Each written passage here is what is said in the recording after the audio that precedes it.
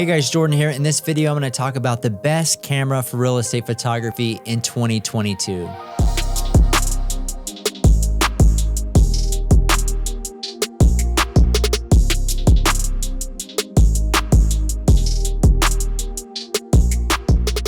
All right, so let's jump over to the computer and here we go. Here it is. So the best camera for real estate photography in 2022 is the Sony A74. Now, this camera hasn't even been released yet. It's December 30th, 2021 when it gets released, but I can tell you this is a beast of a camera.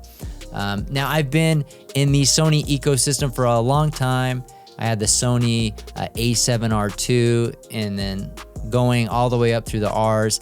And now with all our real estate photographers that shoot for us, our employee staff that are here in Phoenix, Tucson, and Las Vegas, I've actually already pre-ordered A7R4s because we already use the Sony A7 IIIs, and this is a substantial upgrade from that camera. So let me talk a little bit about this camera.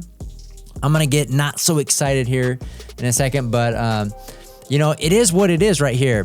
It is a leap forward for hybrid photo and video creators. Now, as real estate photographers, we know that video is very important, and that is the biggest reason why we switched to the A7 III. And so this is a great all-around camera for all content creation, real estate photography. But some of the things that I'm really excited that are in this camera, I like the flip out screen. Flip out screen is nice. Gotten used to shooting with the A7S III. But yeah, this thing has a lot of internals from the A1 as well as the A7S III. I have an A1 as well. It has incredible autofocus as well. So it has the autofocus performance of the A1. And I like the 33 megapixels. I don't think that's too small or too much. I mean, some of these cameras that I have are like 50 megapixels and it creates these massive files. And it's just not very pleasant to work with. Though there are tools to make the workflow much faster. But anyways, this for real estate video, this right here is what I'm really excited about. The S-Cine tone, which is, I believe, PP11 on the A7S III and the A1. The A7 III doesn't have it. It has PP10, which is a hybrid log gamma picture profile. And there are some things that I haven't, that's what we've been shooting our real estate videos with, PP10. And sometimes it has good dynamic range, but it makes it a little bit soft looking. The S-Cine tone looks very accurate. It looks more accurate, more lifelike, and I'm really excited for it and the dynamic range of this camera. So that's the biggest thing. You know, image stabilization, you know, a lot of these things have been on previous cameras. I like the introduction of the full HDMI cable or jack or whatever you want to call it. Before, I think it was it's a micro. All right, so that's enough about kind of the overalls and why I'm excited for this camera. You know, I've been very happy with the A7 III. Now, it does have issues from time to time. We've probably sent in a dozen or so cameras to Sony for servicing, but we put a lot of work on these cameras. So 33 megapixels, it's got the X-More R backlit CMOS sensor, so it's a newer sensor. 8x more powerful next generation Bionics XR imaging processor.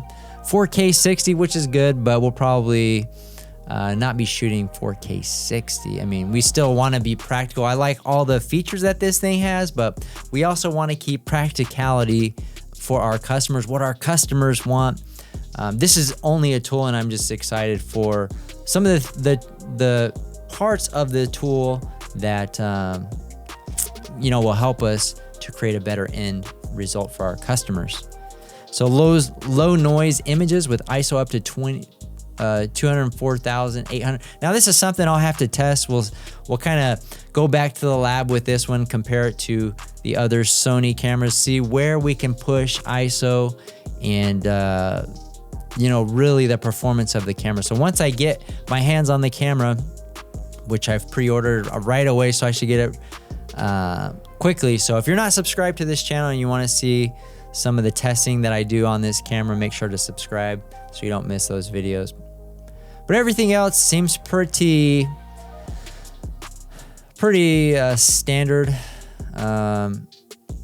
But yeah, I'm excited. I like, you know, one thing that I really like about this is that the pixels aren't so tiny. Like the A7S III has 12 megapixels. This is 33. And one thing that I don't like, I like to be able to zoom in, do a APS-C zoom when I'm shooting video, and this camera should allow you. 33 megapixels is enough for that. You can't do that when you're shooting 4K on the Sony A7S III, which is kind of a bummer sometimes when you want to get that extra punch in. Anyways, so releasing on December 30th, you can obviously pre-order it now. Maybe you are watching this video in 2022, and I will be deleting this video if it turns out to be a bust, but all indications is that this is gonna be the camera for real estate photography in 2022. Just like the A7, the S3 just literally took over, you know, the best value all-around camera. I could tell you, I have a A7S III, actually I have like 5 of them, and an A1, man, I'm excited for how much technology they're putting in the Sony A74 at a price point of only $2,500 So anyways, pick it up. It might be hard to get them after a while. We'll see how many Sony actually has made, but let's wrap it up. So that's gonna do it for this video. If you're interested in learning more about the real estate photography business, you can check out our free training, and the link is in the description, as well as a link to the pre-order for this camera and whatnot. So anyways, reach out if you have any questions. We'll see you guys on the next one.